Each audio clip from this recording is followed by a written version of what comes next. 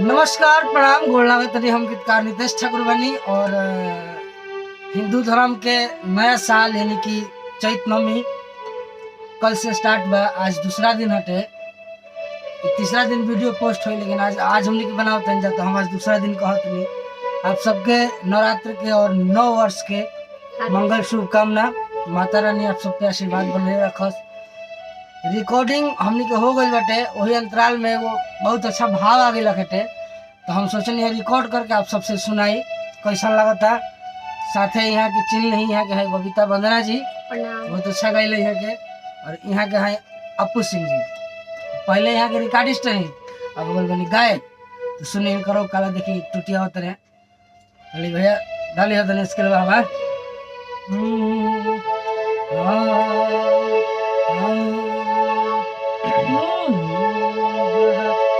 कि तहर कृपा हाय माई, तहर कृपा हाय माई, हमर चरोर नाम होता।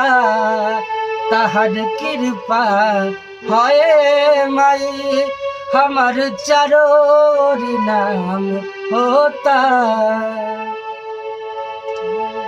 हम झुकैनी जे शीस तू आशीष दे देलू, एह भिखारी के कीमती तू भीख दे देलू। हम झुकैनी जे शीस तू आशीष दे देलू, एह भिखारी के कीमती तू भीख दे देलू। अब रुकत नहीं खे सब दनादन काम होता। तहर कृपा हाय माई, हमर चारो ओरी नाम होता। तहर कृपा हाय माई, हमर चारो ओरी नाम होता। अंतरा के बाबा अरे बड़ी दयालु बारू ये माई, धन्य हो गई नी कृपा पाई। अरे कई दिन होता दरबार में अइला, खुशी दिलू तना नहीं हो रही।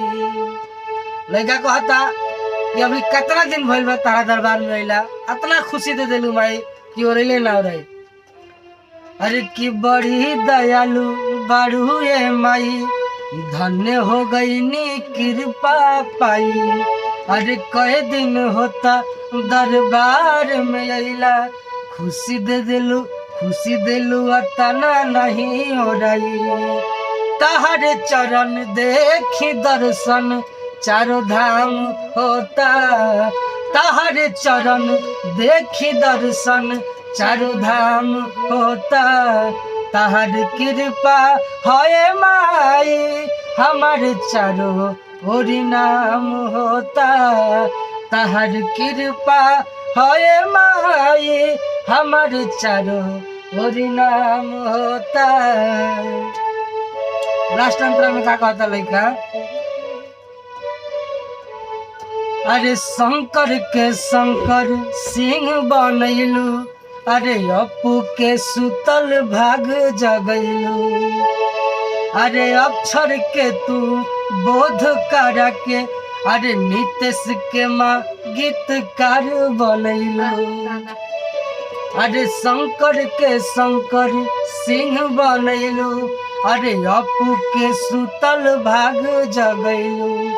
अरे अक्षर के बोध करा के माई, अरे नितेश के तू गीतकार बनैलू। नइखे छिपल तोहर कृपा सरेआम होता। नइखे छिपल ताहर कृपा सरेआम होता। तहर कृपा हाय माई, हमार चारो ओरी नाम होता। तहर कृपा हाय माई, हमार चारो ओरी नाम होता। धन्यवाद। कैसा लगा प्रयास आशीर्वाद दम जा, कमेंट में लाइक और शेयर करम जा, और ये हमारे फेसबुक पेज हटे नितेश ठाकुर गीतकार। और कोनो गलती भइल हो तो बुतरू बालक समझ के माफ कर देम जा। बाकी सीखे के प्रयास जारी बा और जारी रही, क्योंकि क्या कहला कि आवश्यकता ही आविष्कार की जननी होती है। आदमी लागल बा और गीत संगीत अथाह समुद्र हटे, जितना भीतर जाए उतना गहराई बा, खत्म ना होगी, ऐसा ज्ञान है। तो अच्छा लगी तो आप सब लाइक कमेंट और शेयर वीडियो को जरूर कर दें जा। धन्यवाद। जय माता दी। जय माता दी।